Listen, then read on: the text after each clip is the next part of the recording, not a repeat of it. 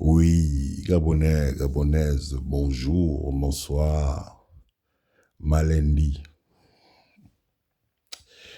Réaction en réponse à la sortie qu'a faite le soi-disant représentant de la HAC, donc la HAC, haute autorité de mes couilles. Je viens apporter un petit élément de réponse par rapport aux menaces qu'il a fait à l'encontre des gens qui dénoncent l'imposture de Oligui.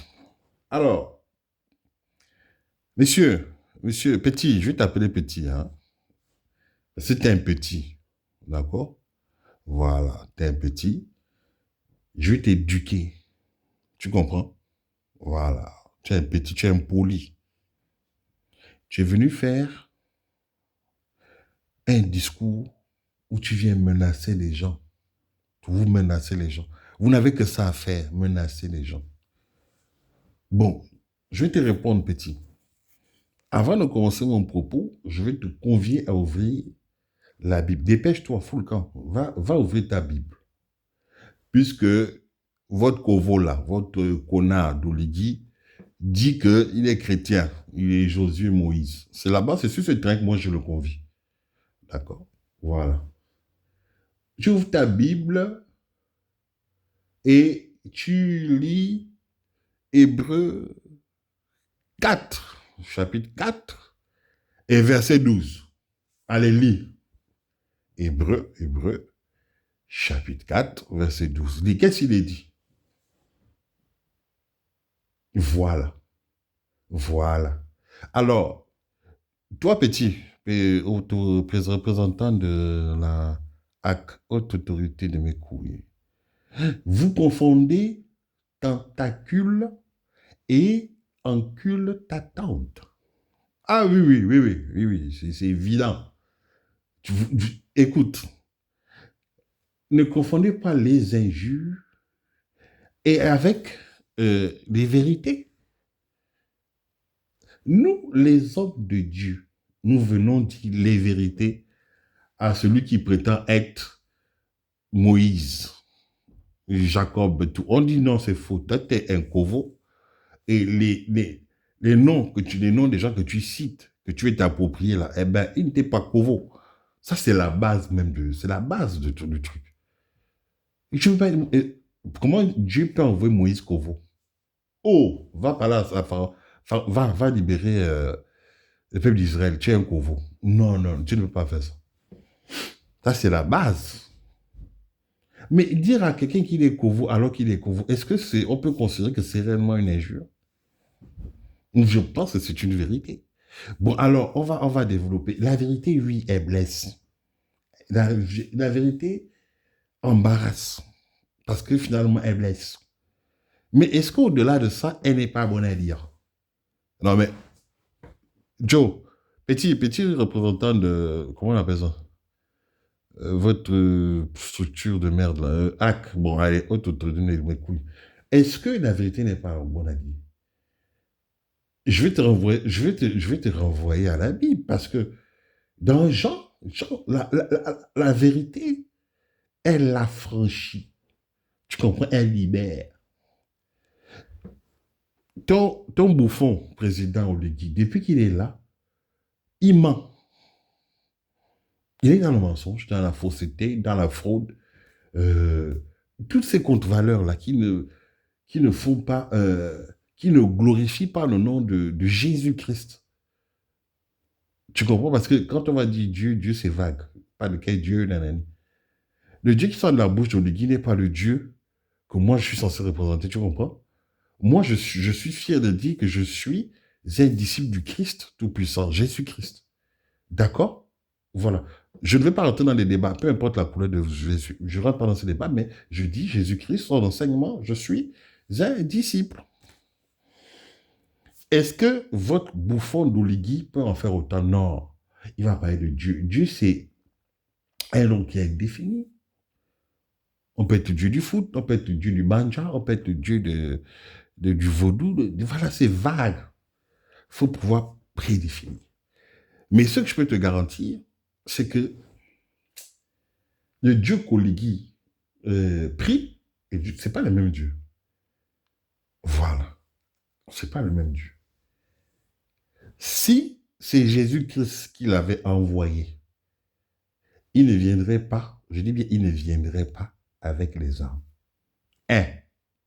Deux, il serait friand de la parole, la vérité. Est-ce que tu comprends ça? Oligui ne supporte pas la vérité. Il ne supporte pas les évidences. Il ne supporte pas qu'on lui tienne le miroir. Mais Jésus-Christ n'était pas réfractaire à ça, aux critiques, aux trucs, aux pièges. On entendait des pièges des fois. Mais lui, c'est quoi? Qu'est-ce qui le dérange? Mais quand Dieu te missionne, mais tu t'en fous des commentaires, tu vois, autour. Tu fais ce que tu as fait, tu es en mission. Lui qui prétend avoir été un militaire. Mais tu es en guerre, tu vas en guerre pour libérer un peuple. Les gens critiquent un peu tes démarches, mais qu'est-ce qu'on a à foutre de ça? Tu es en guerre, reste focus sur ta mission. En plus de sur quoi, c'est Dieu qui t'envoie. Il y a des gens sur terre qui critiquent Dieu, qui disent que Dieu n'existe pas. Hein? Les athées et compagnie. Il y a même des apostats, des gens qui étaient dans la foi, dans la religion, qui sont sortis, qui disent non, c'est faux. Mais ils ont le droit de le faire. Dieu nous donne la possibilité, tu comprends, de choisir entre ce qui est bon et ce qui est mauvais. Toi, tu es qui, simple humain, pour venir dire, vous n'avez pas le droit de dire ça, mais c'est là où on se trompe au Gabon. Et où le bas blesse. Mais toi, le soi-disant représentant, vous faites une structure haute, vous dites carrément haute autoritaire. Mais de mes couilles, hein? Eh bien, quand on t'entend parler, mais tu as un âge mental, tu t'es arrêté au primaire. Arrête, on sait comment on se donne les postes et les nominations. Quand tu vois votre président, il a fait quelle école? Tu as vu Ondossa, tu le mets en face. Tu as vu combien vous avez tout fait pour esquiver Ondossa? Un seul homme. Moi, je vous ai toujours dit, Dieu n'a pas besoin d'artifices, de strass, de paillettes, de trucs fantasmagoriques pour impressionner les gens. Dieu est simple. Il prend un homme, il vous met en face de vous tous là, les sorciers, et il vient avec la lumière. Vous tous là, vous cramez. Vous tous, vous cramez. Ondossa a dit, prenez qui vous voulez, on va discuter.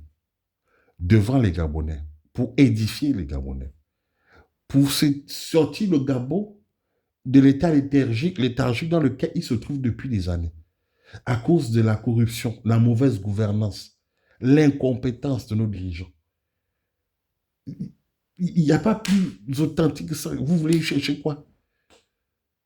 Mais vous voulez vous en... Parce que l'orgueilleux, il préfère se perdre que demander la route.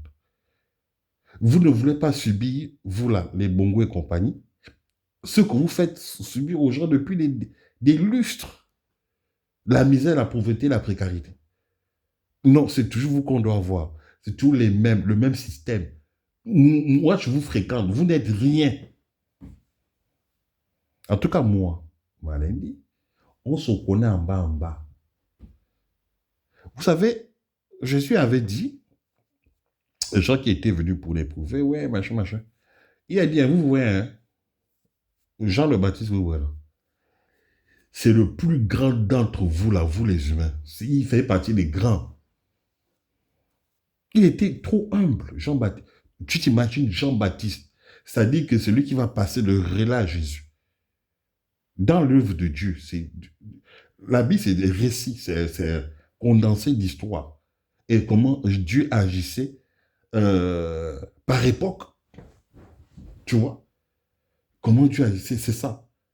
Donc maintenant, celui qui va faire la transition avec Jésus-Christ, qui va venir passer le relais à Jésus-Christ. C'est lui, il vient fermer un chapitre de l'histoire. Mais il vient surtout valider la prophétie. Parce qu'il la voit. C'est pas comme qu'on appelle ça Samuel et David. Ils n'ont pas vu.